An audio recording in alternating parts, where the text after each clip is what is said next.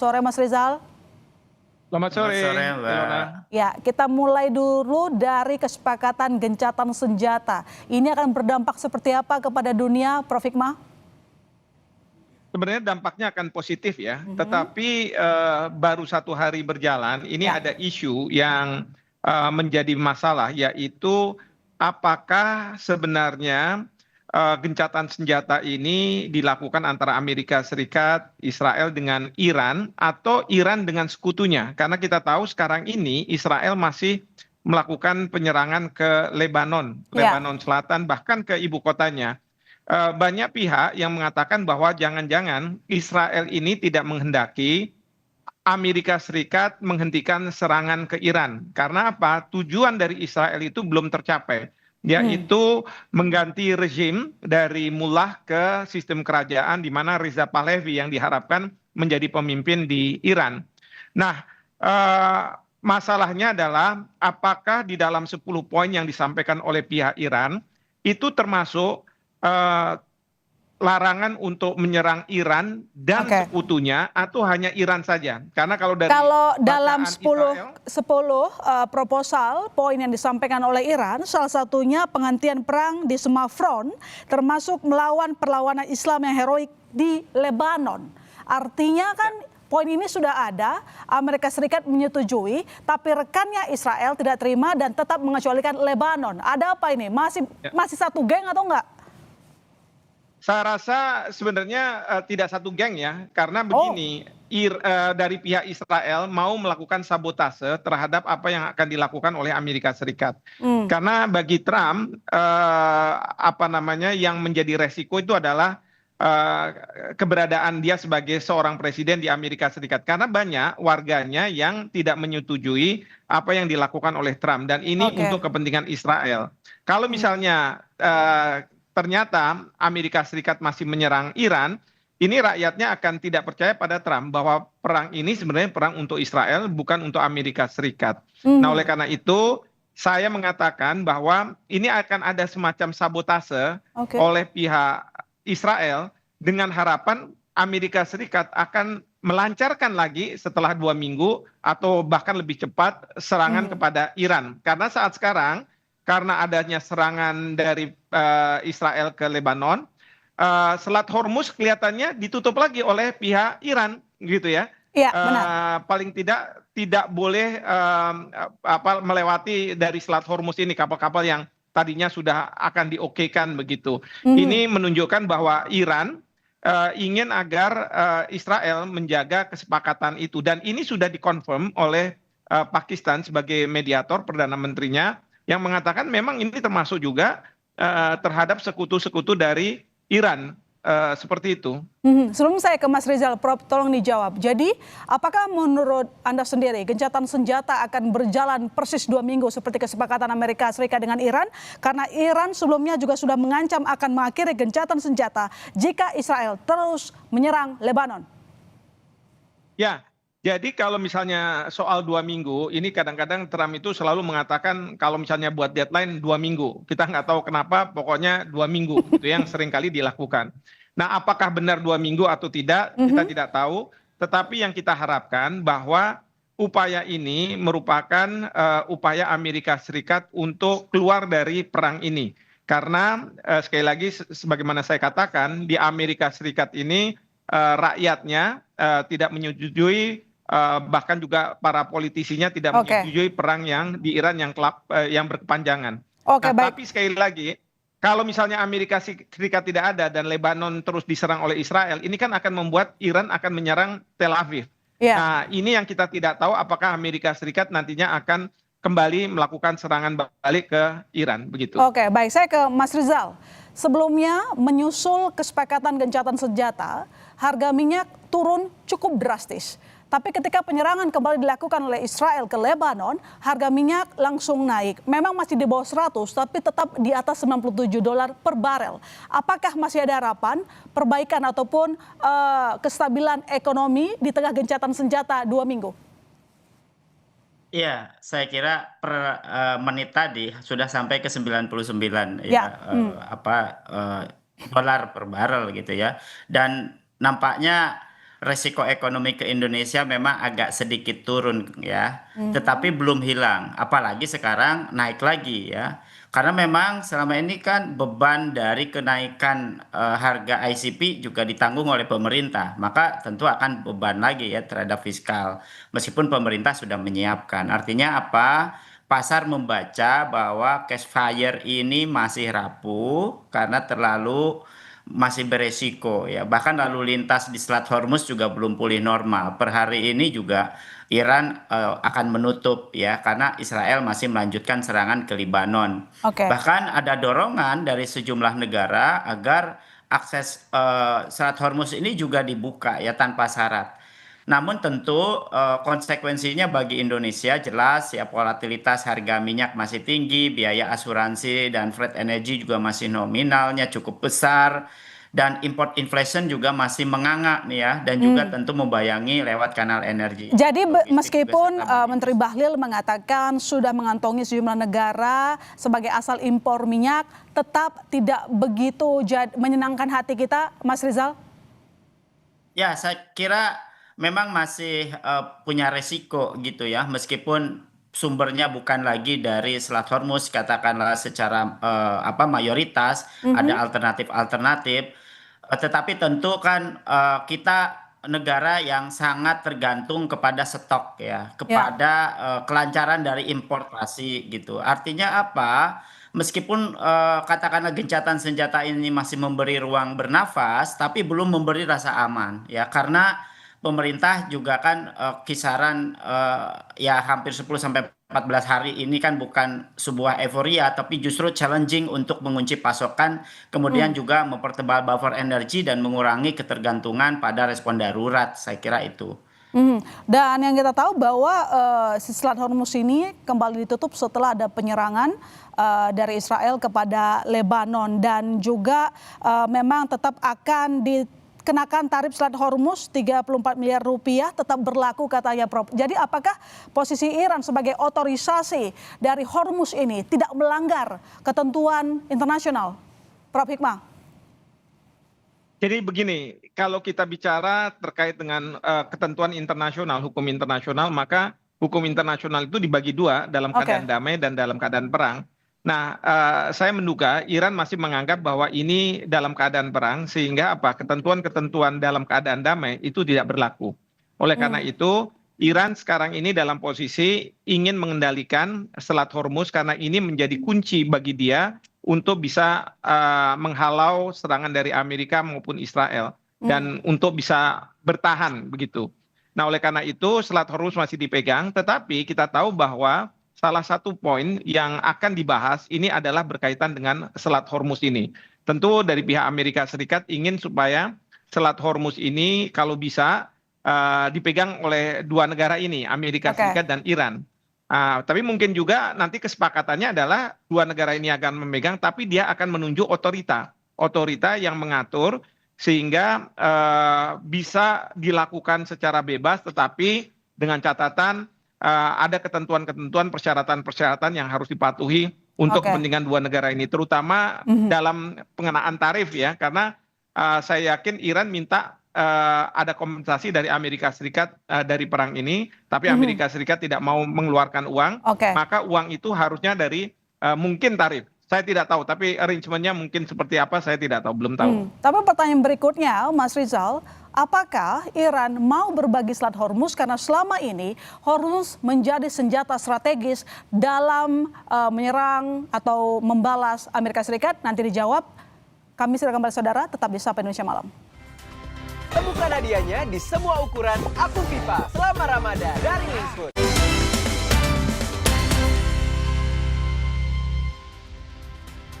Perkembangan selama ini yang kita lihat, Iran sangat memegang Selat Hormuz sebagai salah satu senjata memenangkan perang dengan Amerika Serikat. Lantas apakah menurut ekonom maupun reaksi pasar bahwa Iran mau berbagi dengan Amerika Serikat dalam pengelolaan Selat Hormuz?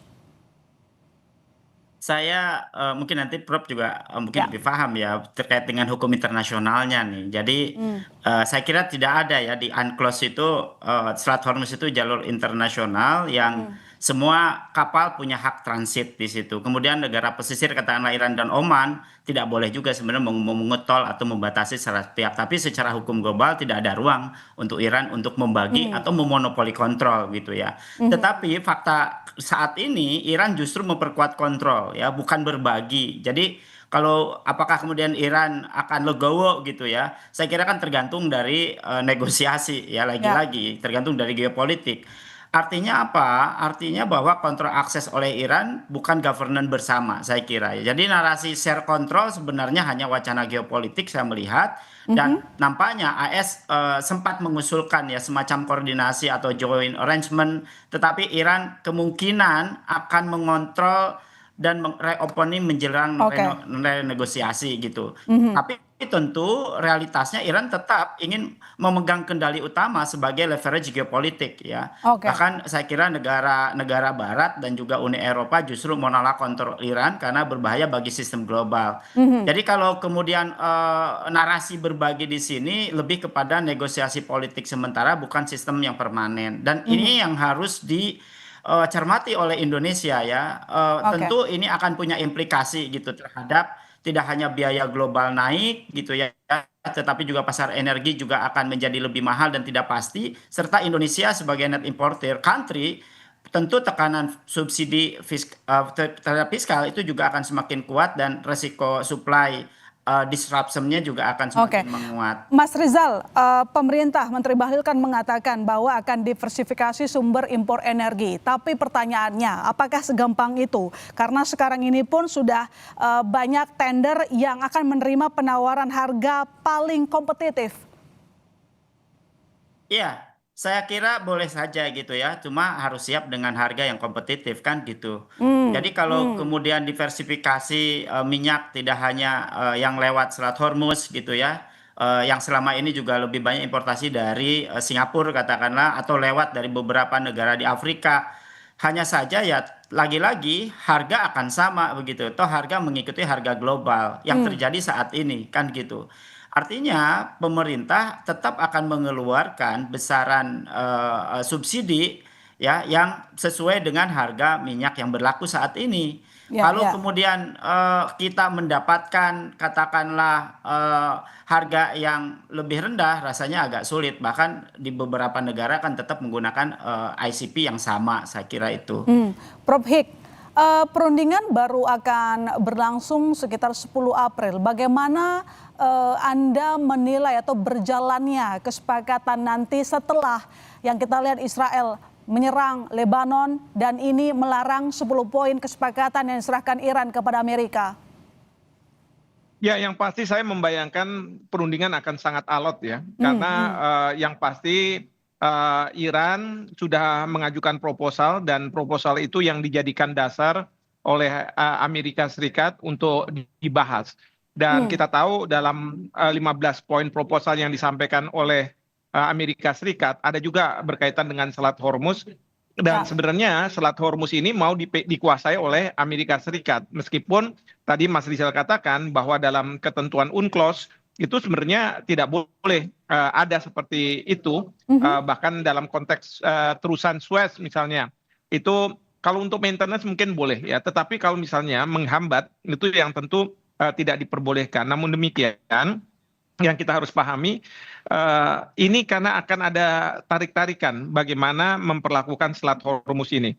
Apakah nanti karena dari pihak Amerika Serikat tidak ingin lagi ke depan Iran akan memanfaatkan Selat Hormuz ini sebagai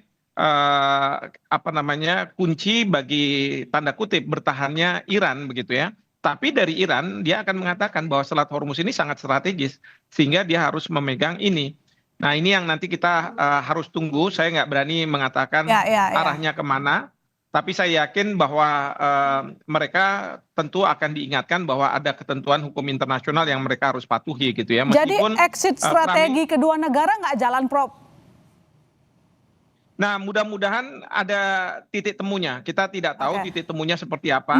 Apakah nanti ada otorita yang akan ditunjuk untuk memastikan bahwa tidak ada gangguan atau gimana. Saya Oke. juga tidak tahu, tapi ini akan menjadi perundingan yang sangat alot menurut saya. Oke, saya tarik ke Mas Rizal. Kalau masalah Hormuz, ini ternyata kapal dari Pertamina juga belum lolos bebas dari Selat Hormuz. Nah, ini bagaimana dampak ketahanan energi kita kalau belum ada jaminan sampai ke Indonesia? Ya, berkaitan dengan katakanlah ya memang lagi-lagi karena kita net importir ya mau tidak mau kan kita harus mengimpor kan gitu ya Iya. dari apa namanya sentra-sentra produksi terutama di beberapa negara yang memang tidak lewat Selat Hormuz katakanlah. Hanya Hmm. saja apakah itu kemudian terus-terusan begitu ya. Rasanya juga kita mesti mendeliver sumber energi ini juga dengan memanfaatkan produksi dalam negeri, mengoptimalkan apa namanya produksi dalam negeri termasuk diversifikasi energi.